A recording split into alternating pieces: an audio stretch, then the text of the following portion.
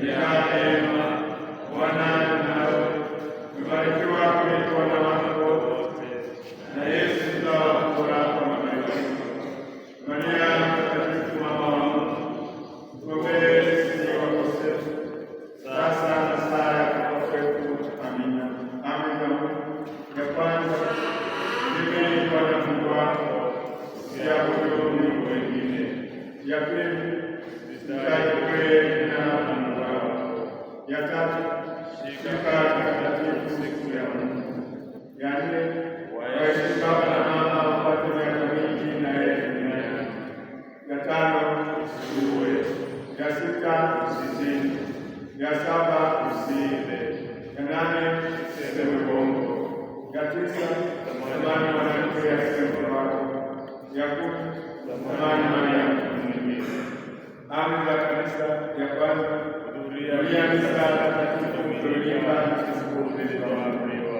Ya pili, funga siku ya Jumatano na Jumapili, usile nyama siku ya Jumamosi. Ya tatu, ungama ndugu zako wala kila mwaka. Ya nne, pokea Ekaristi Takatifu hasa wakati wa Pasaka. Ya tano, saidia kanisa kushiriki kwa zaka. Ya sita, shika sheria za ndoa. Sala ya imani. Mungu wangu, nasadiki maneno yote ninayofundisha Kanisa Katoliki la Roma, kwani ndiye kukuleana wala udanganyifu wala udanganyifu. Amina. Sala ya matumaini. Mungu wangu, natumaini kwako nitapewa kwa njia ya Yesu neema zako duniani na utukufu mbinguni, kwani uliagana nawe mwaminifu. Amina. Sala ya mapendo. Mungu wangu, nakupeleka zaidi ya chochote, kwani wewe mwema ndio umenipendeza. Napenda nafsi yangu kama nafsi yangu kwa ajili yako. Amina. Sala ya kutubu. Mungu wangu, nimetubu sana dhambi zangu, kwani wewe mwema ndio umenipendeza. Wakizwa na dhambi, basi sitakosea, nitafanya kilio, naomba neema yako nipate kurudi. Amina. Sala kwa malaika mlinzi. Malaika mlinzi wangu, unilinde katika hatari zote za roho na mwili. Amina. Malkia wa mbingu, furahi. Haleluya, kwani unastahili kuwa.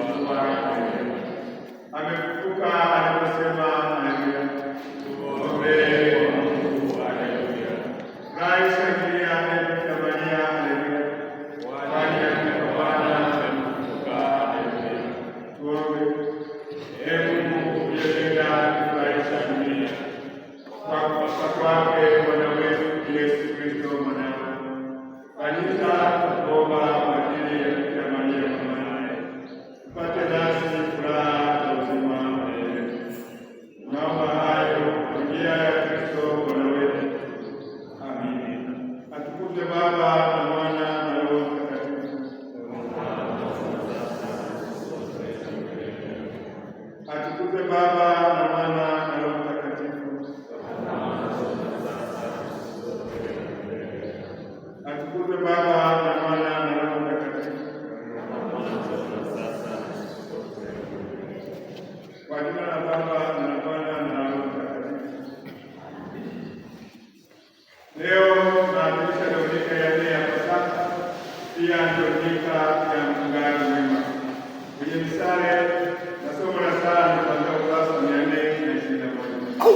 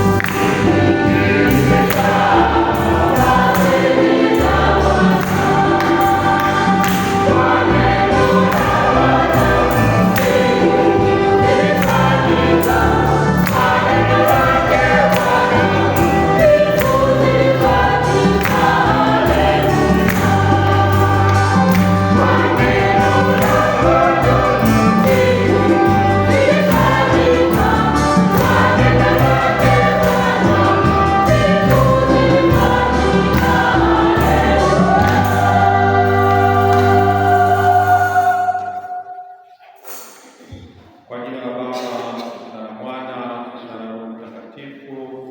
Amina. Bwana awe nanyi.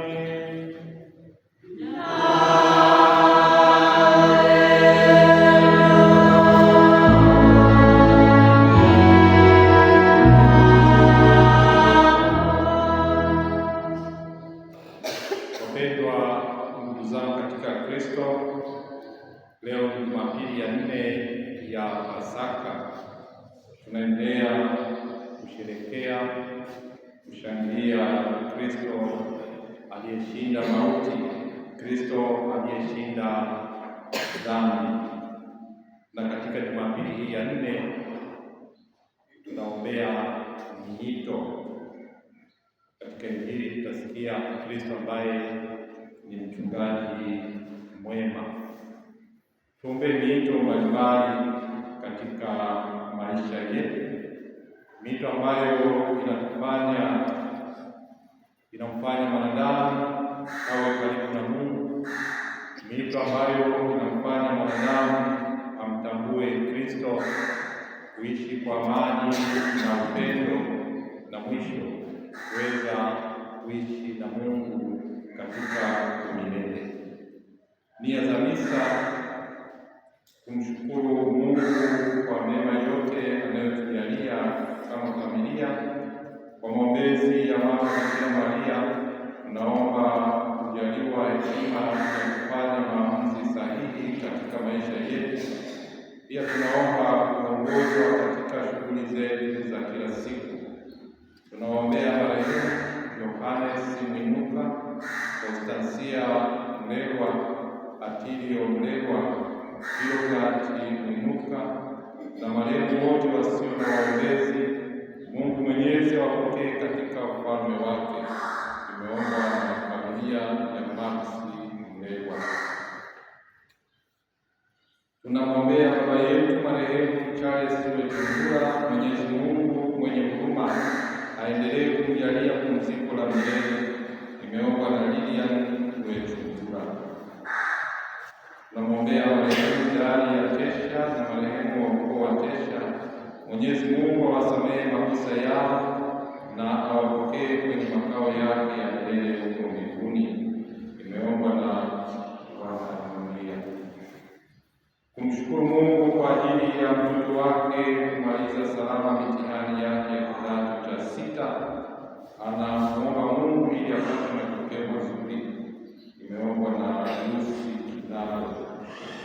Kumwombea marehemu Kilian Charles Sinkamba. Leo anatimiza siku 40 toka kutoka duniani. Mwenyezi Mungu mwenye huruma amjalie pumziko la milele. Nimeomba na Charles Sinkamba.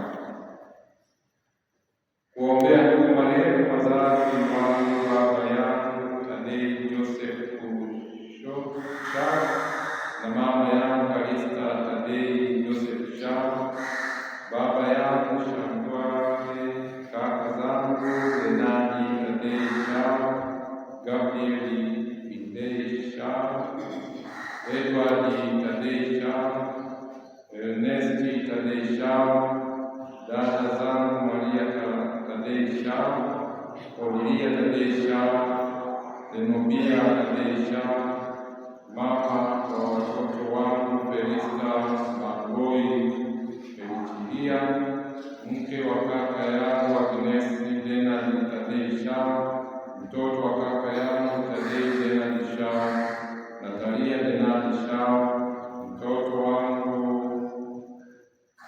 Aula Tadei Shao, babu yangu Joseph Mkobe,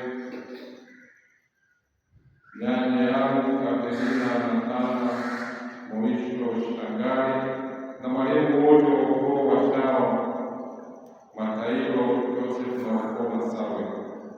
Mwenyezi Mungu awasamehe dhambi zao walizotenda hapa duniani, hali wakiwa hai, na awajalie pumziko la milele mbinguni. Nimeomba na Kristo mmoja.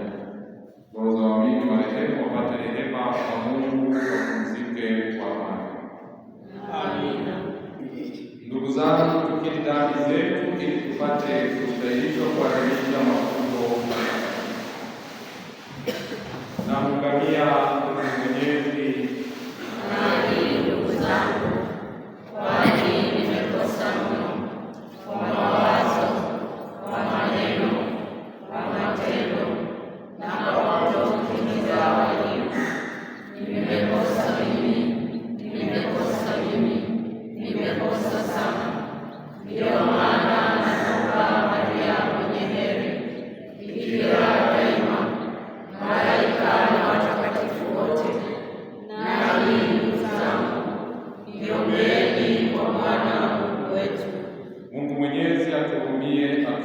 dhambi zetu, atufikishe kwenye uzima wa milele.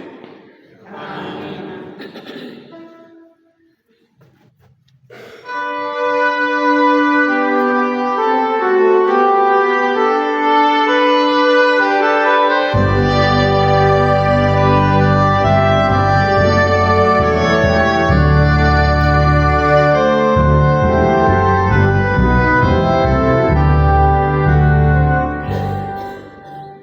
Wow.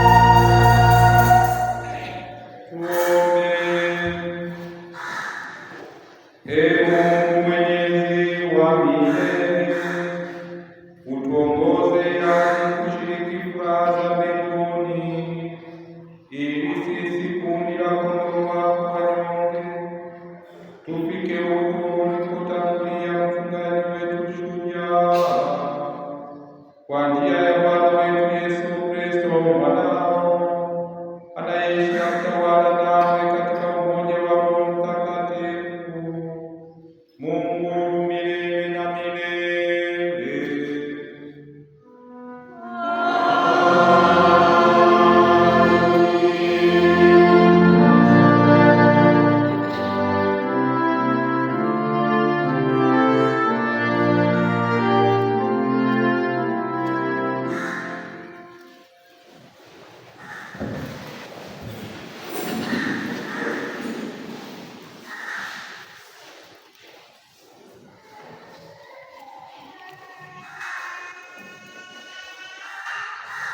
Somo la kwanza.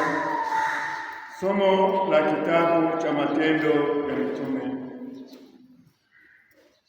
Paulo na Barnaba walitoka Perge, wakapita kati ya nchi, wakafika Antiokia, mji wa Pisidia, wakaingia katika sinagogi siku ya Sabato, wakaketi.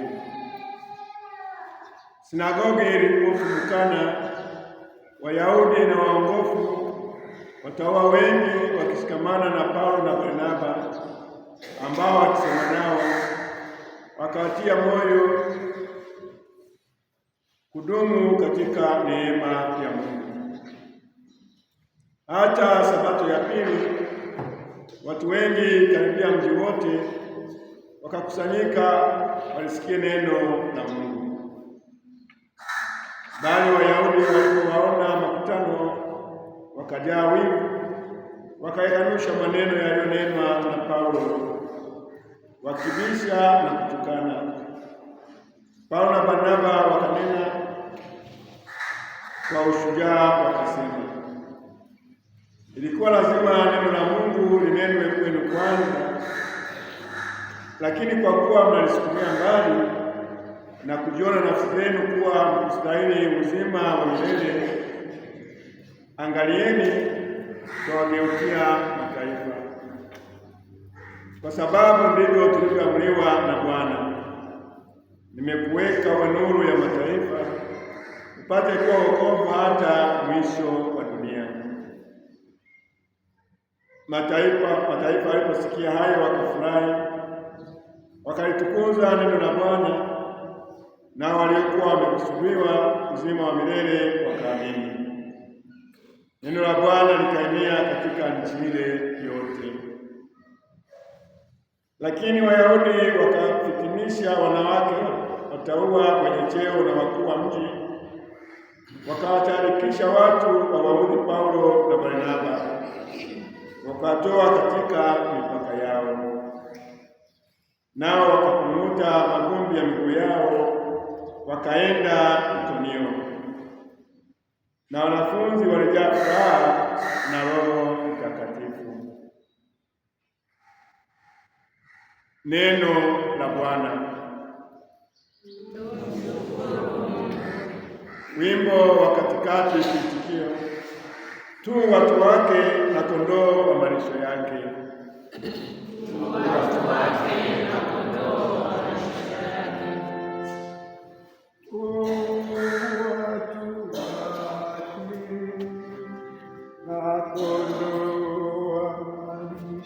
yake.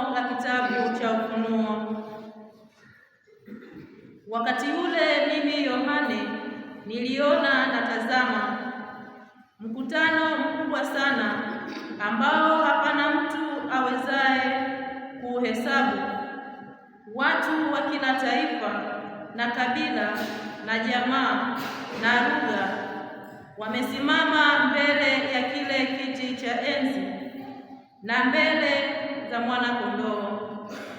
Wamevikwa mavazi meupe, wana matawi ya mitende mikononi mwao. Mmoja wa wale wazee akiniambia, hao ndio wanaotoka katika dhiki ile iliyokuu, nao wamevua mavazi yao na kuyafanya meupe katika damu ya Mwana-Kondoo. Kwa hiyo wako mbele ya kiti cha enzi cha Mungu, nao wanamtumikia mchana na usiku katika hekalu lake. Na yeye aketie katika kiti cha enzi atatanda hema yake juu yao. Hawataona njaa tena, wala hawataona kiu tena, wala jua halitawapiga, wala hali iliyoyote, kwa maana huyo Mwana-Kondoo aliye katikati ya kiti cha enzi atawachunga, naye atawaongoza kwenye chemchemi za maji yaliyo hai, na Mungu atayafuta machozi yao katika macho yao. Neno la Bwana.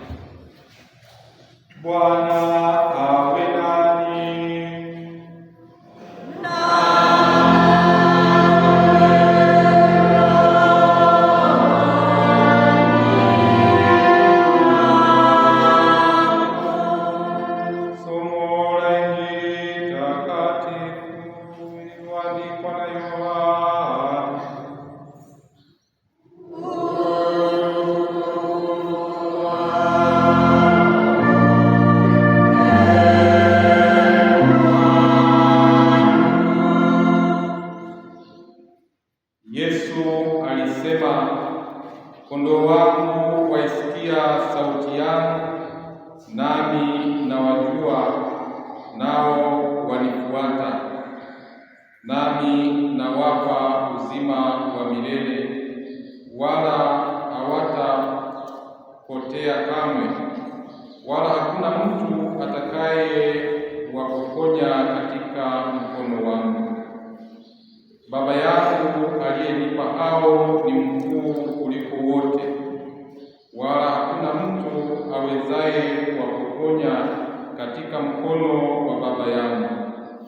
Mimi na Baba tu mmoja. Neno la Bwana.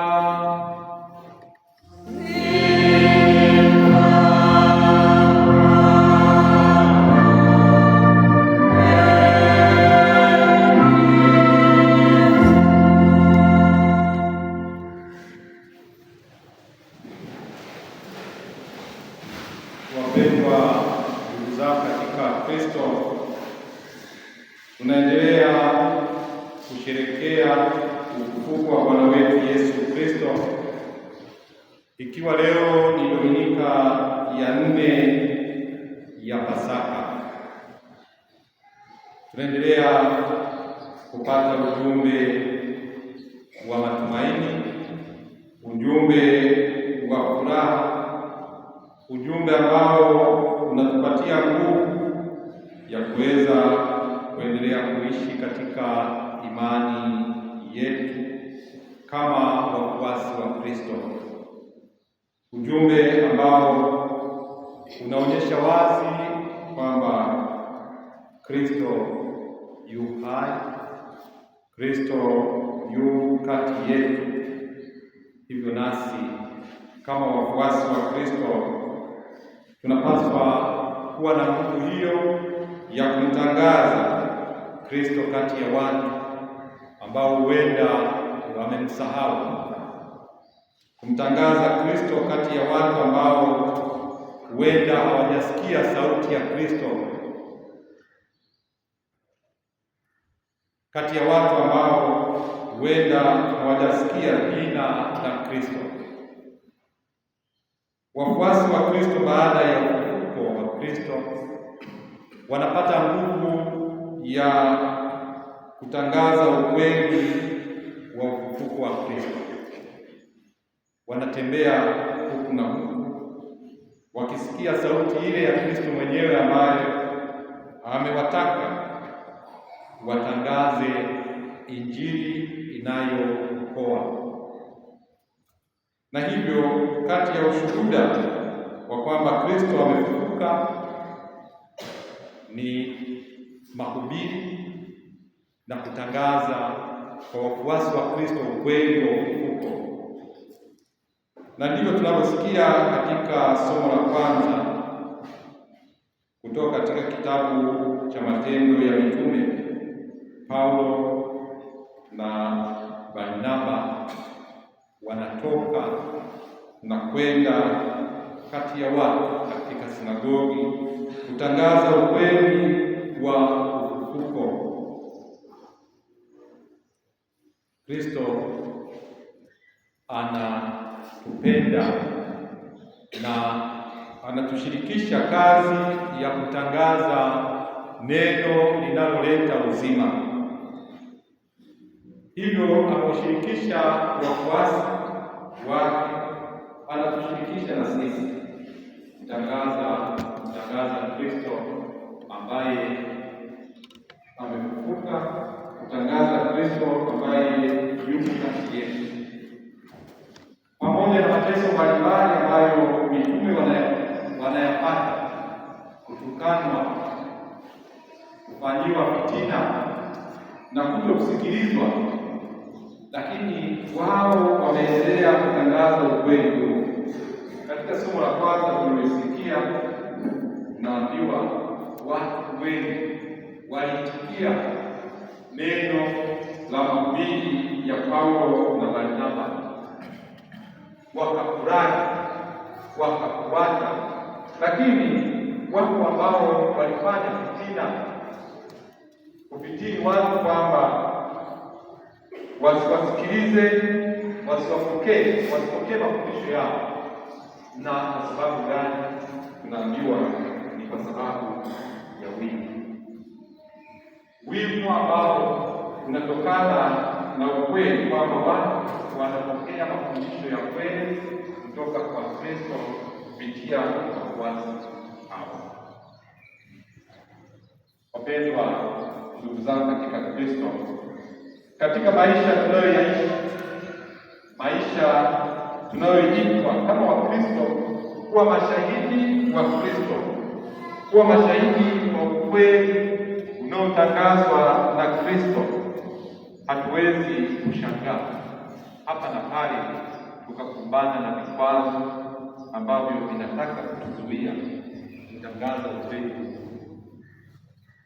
Hapa na pale tukakumbana na fitina ambazo zinaweza kusababishwa hata ndani ya familia, nje ya familia, au misingi mbalimbali ya utawala ambayo inaweza kuweka vikwazo katika kutangaza ukweli unaomhusu Mungu, ukweli unaomhusu Kristo ambaye amekuja ili kwamba tuwe na uzima na kisha tuwe nao kiu ya watu ya kutaka kusikia neno linalookoa, kiu ya watu ya kutaka kusikia Injili yenye kuleta uzima, kiu ya watu ambao wanataka kusikia neno ambalo linafariji. Ni watu wengi sana wanaotafuta kufanikiwa na neno la Mungu. Ni watu wengi sana ambao wanatafuta ukweli kutoka kwa Mungu. Ni nani wa kutangaza ukweli? Ni wachungaji. Wanapaswa kutangaza ukweli huo, lakini ni wote ambao tumesikia, tumebatizwa na kumfuata Kristo. Sote tunashiriki katika ukuhani wa Kristo, sote tunashiriki katika unabii wa Kristo, na sote tunashiriki katika ufalme wa Kristo. Dominika hii ya leo ya kuombea miito, tunaombea miito ya upadre, miito ya utawa, lakini vile vile tunaombea chimbuko la miito hiyo ambayo inatoka katika familia. Kwa hiyo miito ya familia, padre hatoki nje ya familia, na kutokana na malezi katika familia tunampata padre ambaye ni mwema, padre ambaye anafaa kutangaza ukweli unaomhusu Mungu, ukweli unaomhusu Kristo. Tunapoombea miito, tuombee vile vile familia, lakini kuombea vile vile misingi ya elimu, ya kuelimisha watoto wetu katika familia na katika nyanja za elimu, mashule na kadhalika. Lakini vile vile watu wote kuwa watu wa kuelimisha watoto waweze kujua ni njia zipi sahihi za kufuata katika maisha yao ya kila siku. Katika Injili tunasikia Yesu anasema, kondoo wangu waisikia sauti yangu, nami nawajua, nao wanifuata. Yeye Kristo ndiye mchungaji mkuu, anajua kondoo wake. Sisi ni kondoo wake. Tunasikia sauti ya mchungaji wetu, tunamfuata mchungaji wetu, naye anatuita na tunasikia sauti yake. Wapendwa ndugu zangu katika Kristo, tunasikia vipi sauti hii ya Kristo katika maisha ya kila siku? Kama Wakristo wabatizwa, tunasikia sauti ya Kristo mchungaji wetu katika neno tunalosikia ama kila Jumapili, neno la Mungu tunalosikia ama kila siku, neno la Mungu ambalo tunalisoma katika maandiko matakatifu. Tunasikia Mungu anatuambia nini na Mungu anatutaka tufanye nini. Lakini vile vile tunasikia sauti ya Kristo katika wachungaji, mapadre, watawa, makatekista ambao wanainjilisha na kufundisha watu ukweli unaomhusu Mungu.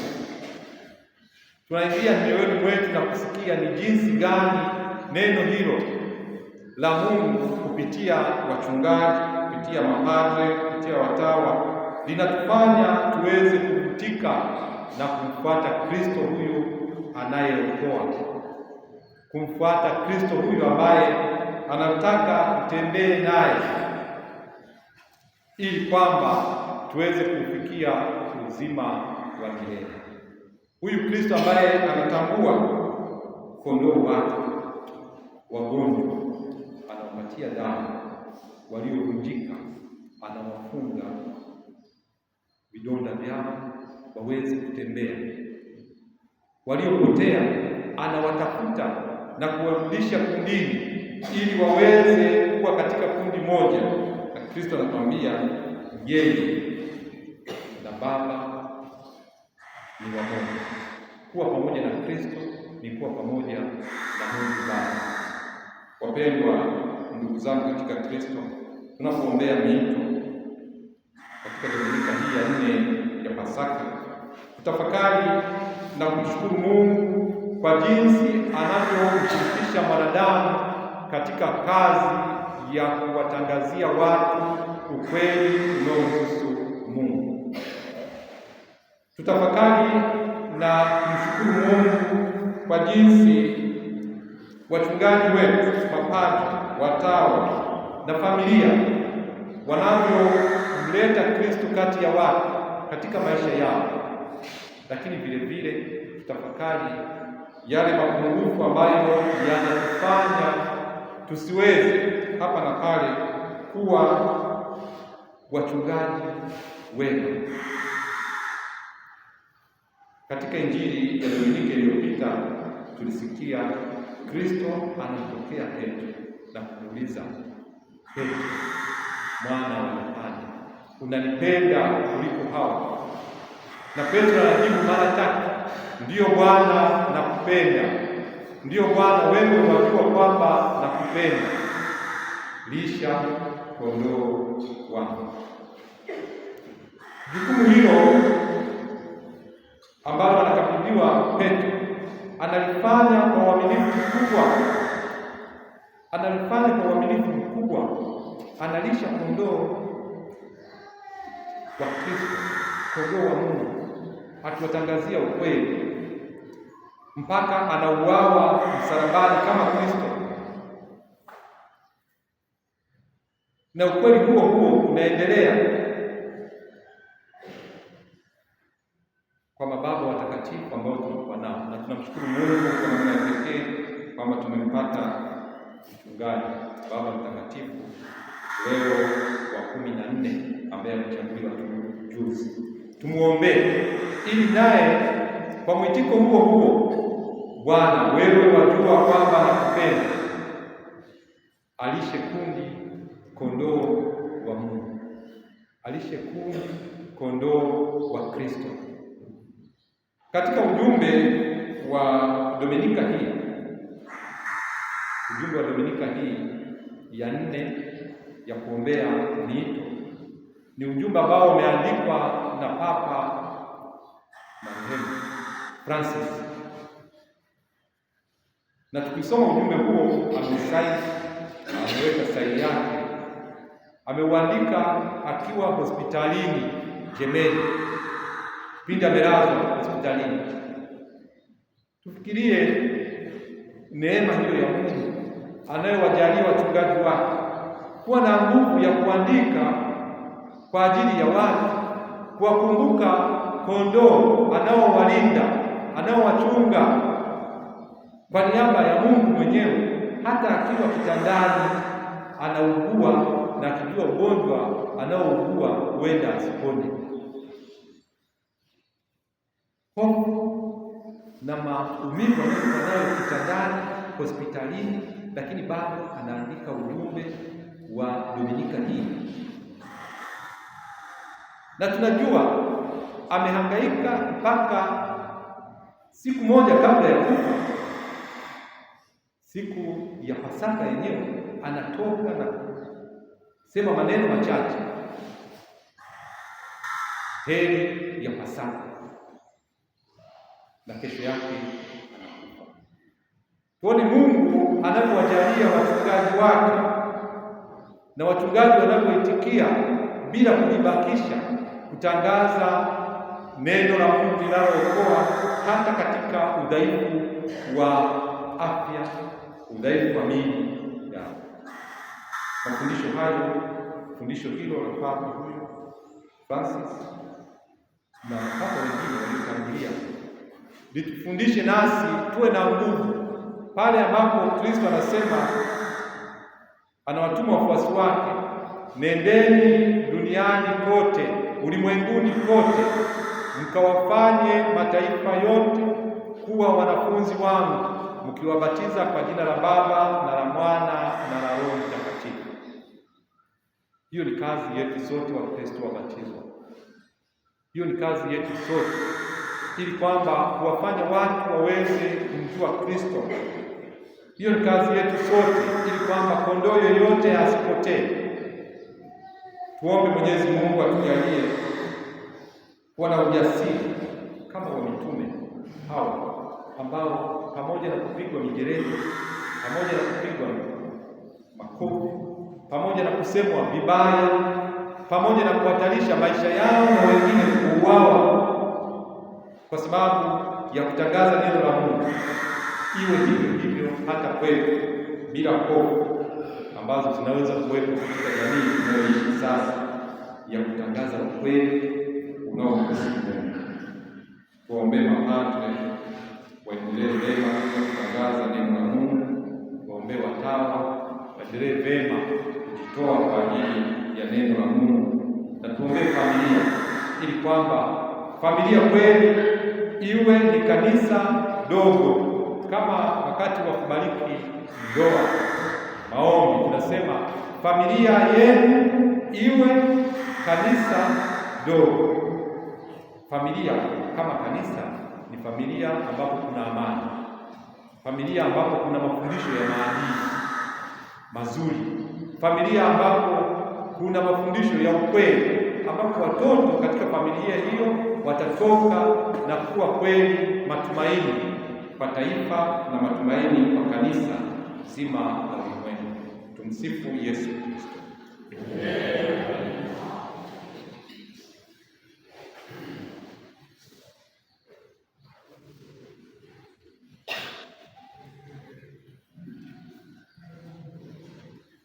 Tusimame ili imani yetu.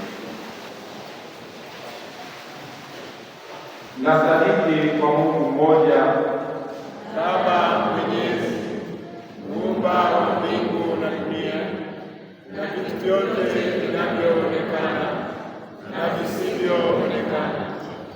Nasadiki kwa Bwana mmoja, Yesu Kristo, mwana wa pekee wa Mungu, aliyezaliwa kwa Baba tangu milele yote, Mungu aliyetoka kwa Mungu, mwanga kwa mwanga, Mungu kweli kwa Mungu kweli, aliyezaliwa bila kuumbwa, mwenye Mungu mmoja na Baba, ambaye vitu vyote vimeumbwa naye, alishuka kutoka mbinguni kwa ajili yetu sisi wanadamu na kwa ajili ya wokovu wetu, akawafadhili kwa uwezo wa Roho Mtakatifu wake Bikira Maria, akawa mwanadamu, akasulubiwa kwa ajili yetu sisi kwa mamlaka ya Poncio Pilato,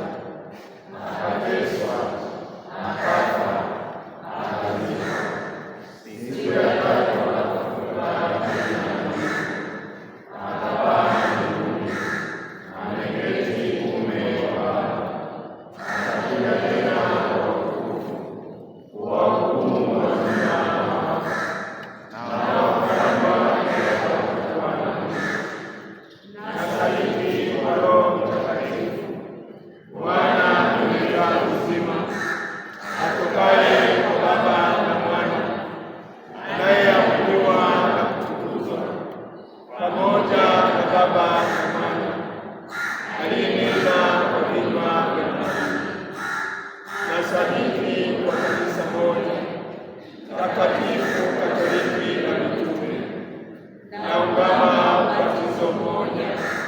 kwa maondoleo ya dhambi, na ngojea na ufufuo wa wafu na uzima wa milele ujayo. Amina. Ndugu wapendwa, tunasikia sauti ya Yesu anayetuita kwa njia mbalimbali. Yesu anatuita, anatuumbia moyo wa kufahamu sauti yake.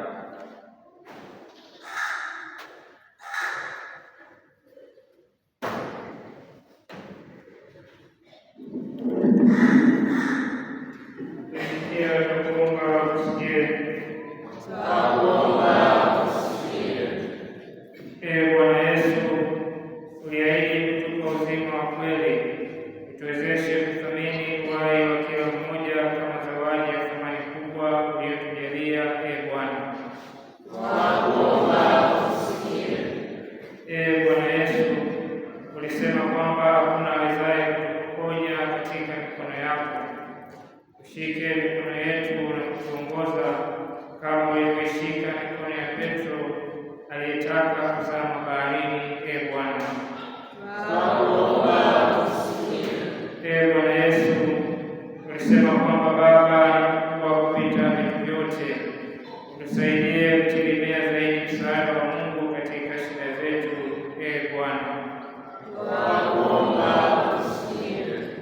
Bwana Yesu uliye mchungaji wetu, usituache kamwe, bali utuokoe katika hatari ya kujitenga nawe. Bwana, Bwana Yesu, uwe mwanga wetu katika giza la mashaka yetu, uwe msaada katika shida, uwe kimbilio katika hatari. Bwana,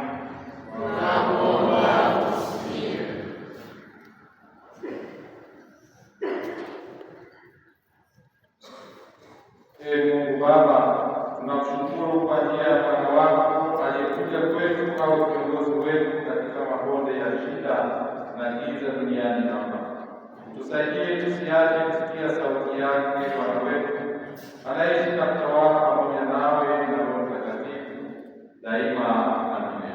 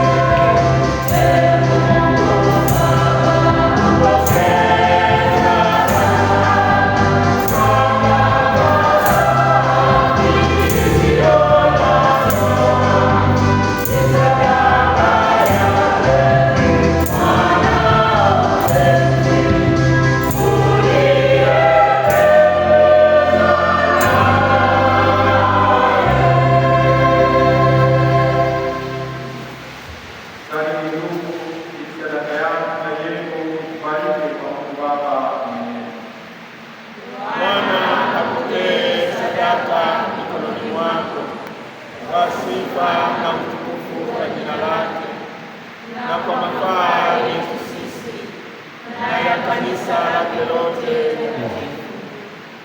Ee Bwana, tunakuomba utujalie kufurahi daima katika kuadhimisha mafumbo haya yako, ili kazi ya ukombozi inayoendelea kutimizwa ndani yetu iwe kwetu sababu ya furaha ya milele kwa njia ya Kristo Bwana wetu.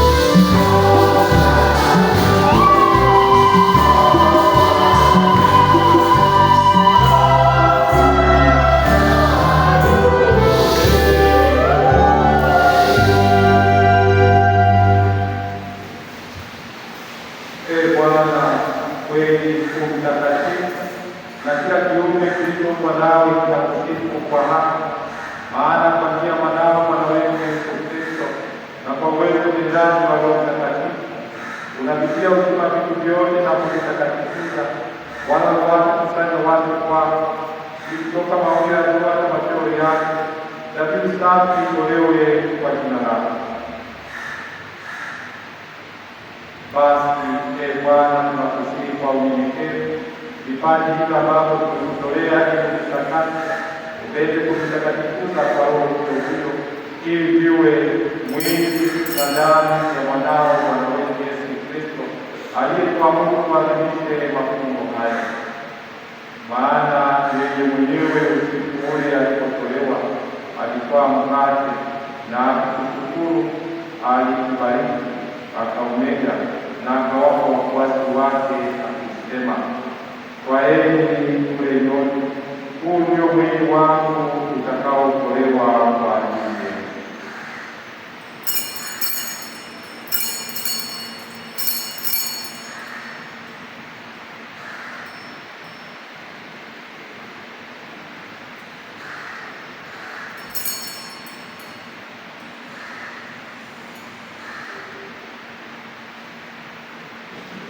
Vivyo hivyo baada ya kula, akitwaa kikombe na kushukuru, alikibariki na akawapa wafuasi wake akisema, twaeni mnywe nyote, hiki ndicho kikombe cha damu yangu, damu ya agano jipya na la milele, itakayomwagika kwa ajili yenu na kwa ajili ya wengi kwa maondoleo ya dhambi.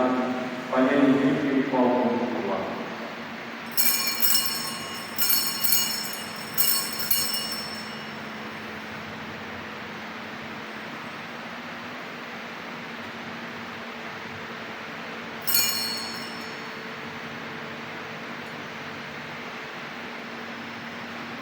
Fumbo la imani. Bwana, tunatangaza kifo chako na kutukuza ufufuo wako mpaka utakapokuja. Kwa hiyo Bwana, tunapoadhimisha ukumbusho wa mateso ya mwanao yaletayo wokovu pamoja na ufufuo wake wa ajabu na kupaa kwake mbinguni, na tunapotazamia ujio wake wa pili, tunakutolea kwa shukrani sadaka iliyo hai na takatifu. Tunakuomba uangalie matoleo ya kanisa lako, na kwa kutambua yeye aliye kafara, ambaye ulifanya kufundishwa kwa sadaka ya kifo chake, tujalie sisi kuotiwa Mungu kwa mwili na damu ya mwanao na kujazwa Roho wake Mtakatifu, tupate kuwa mwili mmoja na roho moja. Yeye atufanye sisi tuwe kwako sadaka kamilifu ya milele, ili tuweze kupata urithi pamoja na wateule wako, kwanza kabisa pamoja na Bikira Maria mwenye heri, mama wa Mungu, na Mtakatifu Yosefu mume wako uliyobikira, na mitume wako wenye heri na mashahidi wako watukufu, pamoja na Mtakatifu Kizito msimamizi wa parokia yetu, na watakatifu wote ambao tutategemea kupata daima msaada wa maombezi yao mbele zako.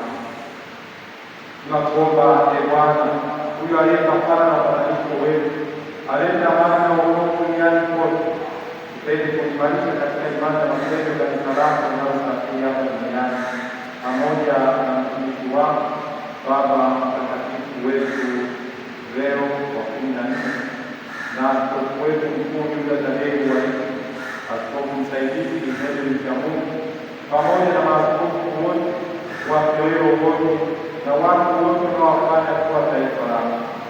Usikilize kwa wema sala za jamaa hiyo hapa mbele yako.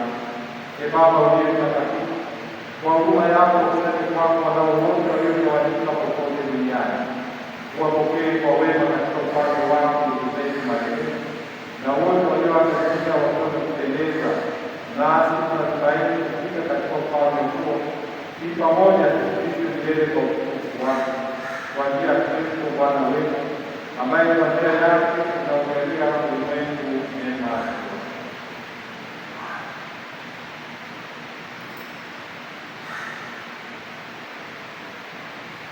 Kwa njia yake na pamoja nanyi na ndani yake, wewe Mungu Baba Mwenyezi, katika umoja wa Roho Mtakatifu,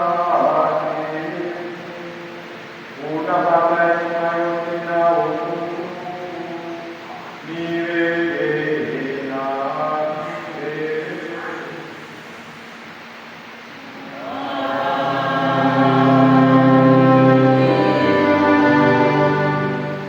Kwa kulitia agizo la Mwokozi wetu na tukifuata mafundisho yake ya Mungu na kusema: Baba yetu uliye mbinguni, jina lako litukuzwe, ufalme wako ufike, utakalo lifanyike duniani kama mbinguni. Tupe leo mkate wetu wa kila siku, utusamehe makosa yetu kama tunavyowasamehe na sisi waliotukosea, usitutie katika ushawishi, lakini tuokoe na maovu. Ee Bwana, tunakuomba utuokoe katika maovu yote, tujalie kwa wema amani maishani mwetu, kusudi kwa msaada wa neema yako tuokolewe daima na dhambi, wala tusifadhaike na jambo lolote, tunapotazamia tumaini lenye heri na ujio wa Mwokozi wetu Yesu Kristo. Kwa kuwa ufalme ni wako na nguvu na utukufu hata milele. Ee Bwana Yesu Kristo, uliyewaambia mitume wako, amani nawaacheni, amani yangu nawapa, msitazame dhambi zetu na kuibaya kanisa lako, mbele tulijalia amani na umoja kama yalivyo mapenzi yako. Tunaishi na kutawala milele na milele.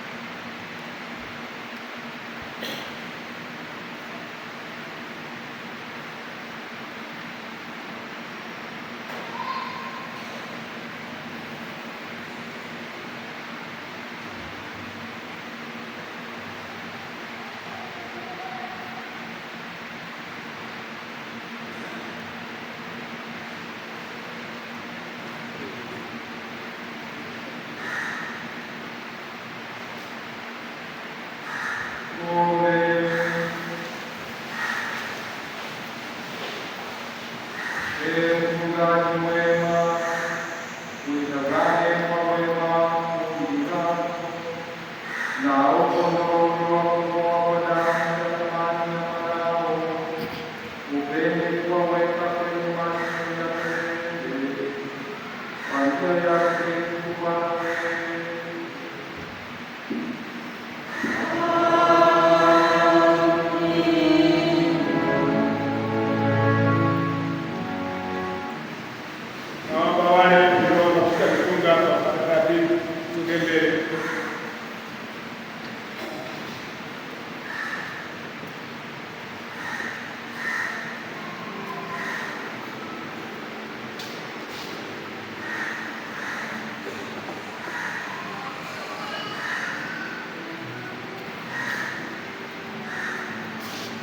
wa kwanza hapa ni kwa ajili ya kina baba, anayefuata kwa ajili ya kina mama, watatu vijana wa kiume na mwisho vijana wa kike. Kwa hiyo tuko wimbo karibu kwa sadaka.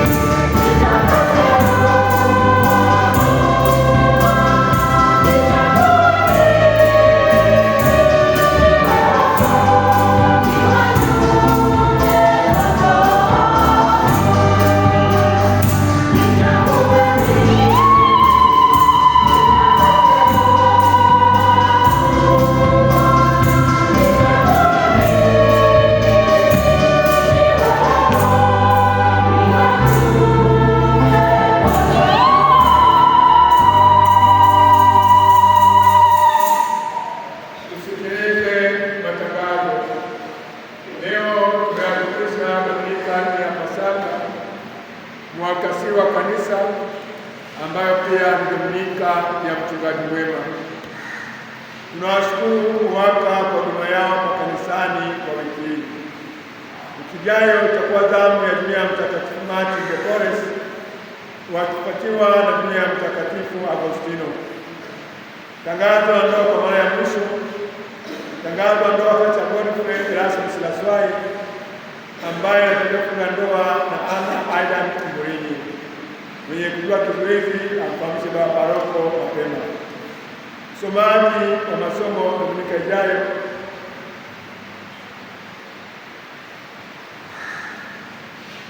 naona basi mchanganyika utapanisha kisha mtandao. Zamu ya kuabudu kwenye groto, jana wako wameanza zamu kuabudu, wataendelea hadi Ijumaa ijayo tarehe 16 na Jumamosi tarehe 17 wataanza zamu jumuiya ya Mtakatifu Martin de Porres. Utekelezaji wa ahadi za mavuno ya parokia.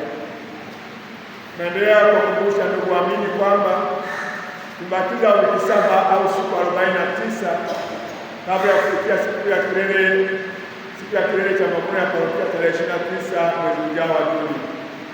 Muda uliobaki, kila mmoja wetu ajitahidi kutekeleza na kukamilisha ahadi yake ya mavuno ya parokia ya mwaka huu 2025. Wale ambao hawajatoa ahadi, muda uliobaki si haba, wanaweza kutoa ahadi na kutekeleza kama nia ipo. Chakula cha hisani kwa ajili ya marathon. Juzi Ijumaa, kama mnafahamu, kulikuwa na chakula cha hisani kwa ajili ya kuwezesha maandalizi ya marathon ya mwaka huu 2025 pale Sandamiano Msimbazi Center.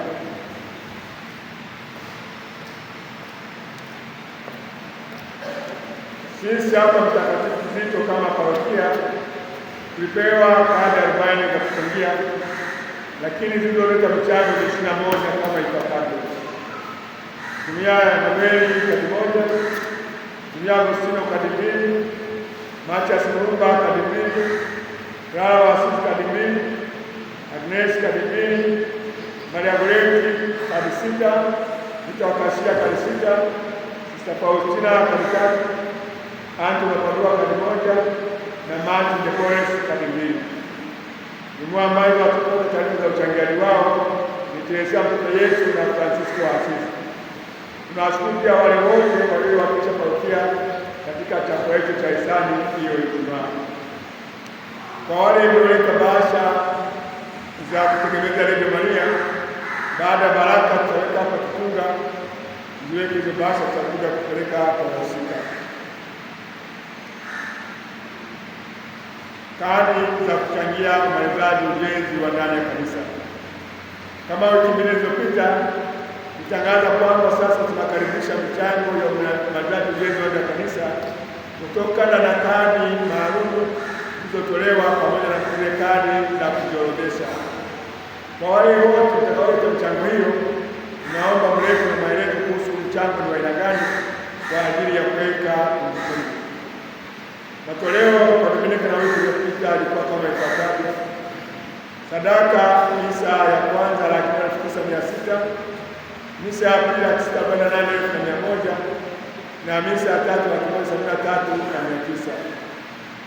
Ujenzi misa ya kwanza 1,167, misa ya pili 2,600 na misa ya tatu 13,000. Mchango wa hitaji 1,805. Zaka mwezi Aprili mwaka uliopita ilifikia milioni 14,276,000. Katikati ya wiki kutoka kama ifuatavyo: kutoka Antony Padua 20,000, Maria Goreti 50,000, Sister Faustina 65,000 na Martin de Porres 100,000. Mavuno ya parokia 2025 kutokea kama ifuatavyo: Jumuiya ya Maria Goreti 100,000, Jumuiya ya Antony Padua 50,000, Jumuiya ya Sister Faustina milioni 2,130,000 na Jumuiya ya Martin de Porres 4,10,000. Sadaka katikati ya wiki 2,555,750. Tumepokea pia mchango wa kila mbatizwa shilingi 8,000 kutoka Jumuiya ya Antony Padua na shilingi 20,000 kutoka Jumuiya ya Sister Faustina. Makusanyo yote ya wiki ni milioni 19,250,850. Kwa upande wa utoaji kutoka Jumuiya ya Damu ya Emanueli Dominika iliyopita ilikuwa na thamani ya 1,105,000.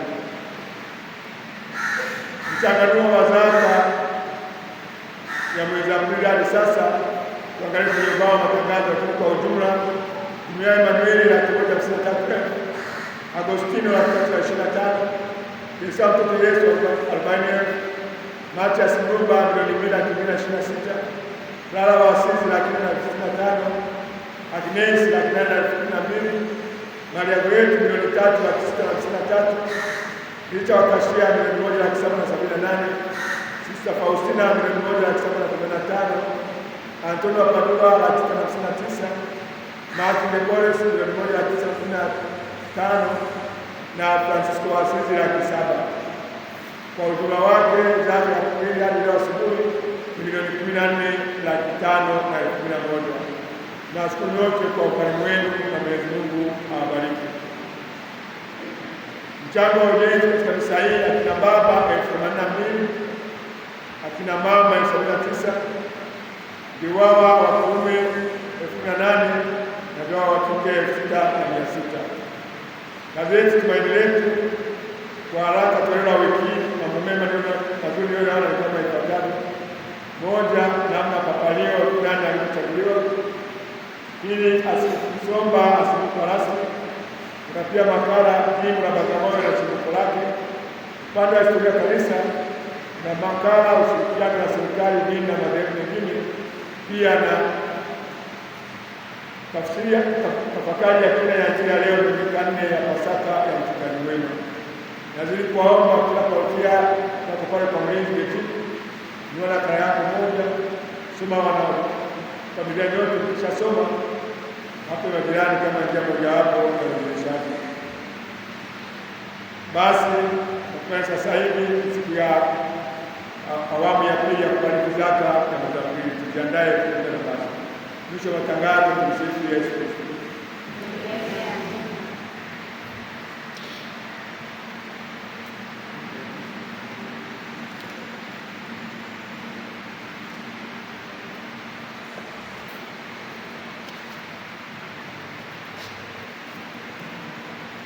Karibuni kwa zaka wale ambao hawajaelewa.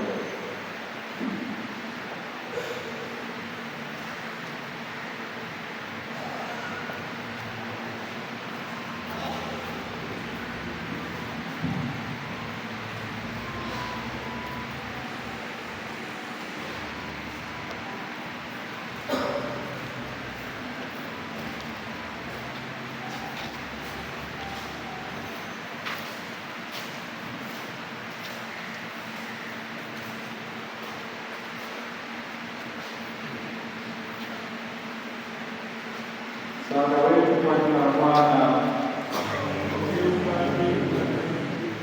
Bwana awe nanyi. Tuombe. Ee Mungu Mwenyezi, asili ya baraka zote na mtoaji wa wote tulivyo navyo, wewe uliagiza kwa kila nabii Malaki wanaotolewa washiriki mmoja kati ya mafungu 10 kwa kila kujalia, na ukaidi kwa kufungulia madirisha ya mbinguni na kudhihirishia baraka tele kwa kila atakayetimiza agizo hilo. Wapokee wanao hawa waliofika leo kutolea leo zaka yao ya mwezi wa 4, kama ulivyopokea zaka ya Ibrahimu mikononi mwa kuhani wako Melkisedeki na kufariki, na kuomba sasa uwashushie baraka yako wanao hawa, na upokee zaka yao. Ibariki na fungu lao waliotoa zaka hiyo, na waruhusu kuitumikia kwa manufaa yao, huku kuwakinga na nia yoyote ya upotevu au uharibifu wa fungu hilo, kama ulivyoahidi wafikishie baraka yako tele na kuwajalia ufanisi katika shughuli zao zote. Naomba hayo kwa njia ya Kristo Bwana wetu. Amina.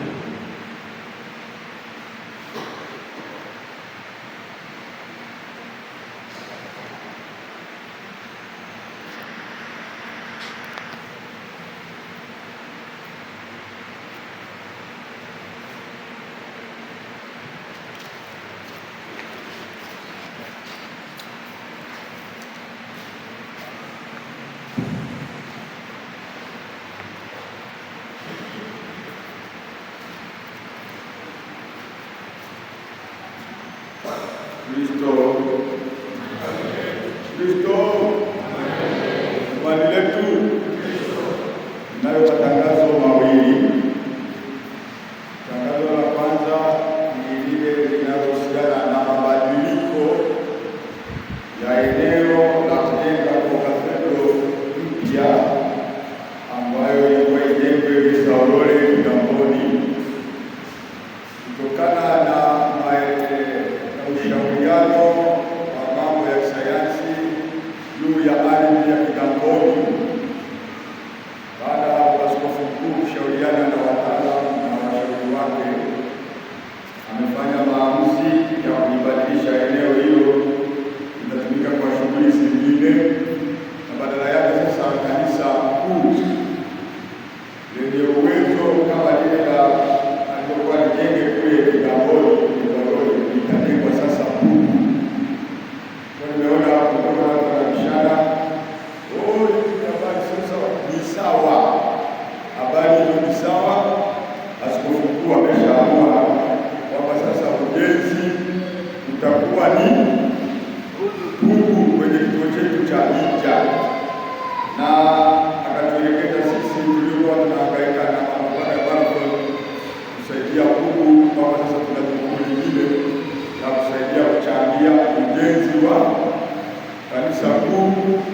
la Bikira Maria the Theotokos litakamilika wapi? Huku. Kwa hiyo sasa hivi wote antena zetu tuelekeze wapi?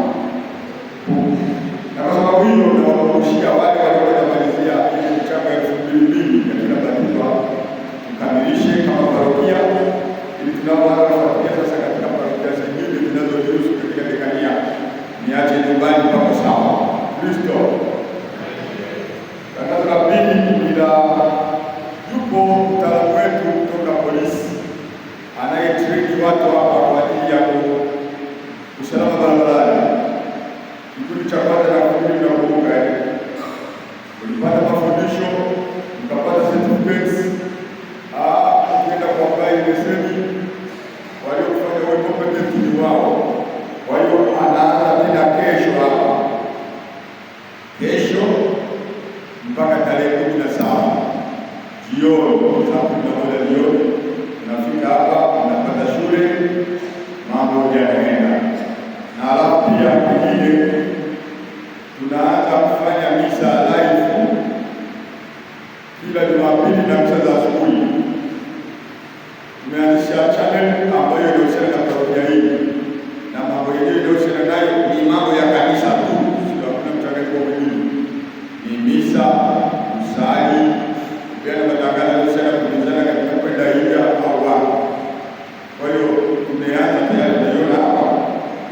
Kesho tunaendelea mbele kwa kwenda mbele, na tunafanya hivyo kwa ajili ya kurahisisha upatikanaji wa taarifa za kiinjili kwa kutumia teknolojia ambayo kila mtu anakuwa nayo wapi? Mkononi.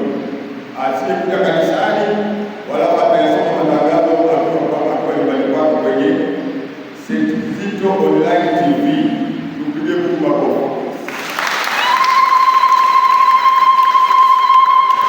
Na nawashukuru kwa kuja kwa misa ya leo. Bila sasa kama sijui watu leo wameenda hija na hata kidogo huyo sijawahi kuona. Sasa wanafunzi wangekuwa wameenda likizo, tungepata tabu kabisa. Tumsifu Yesu Kristo.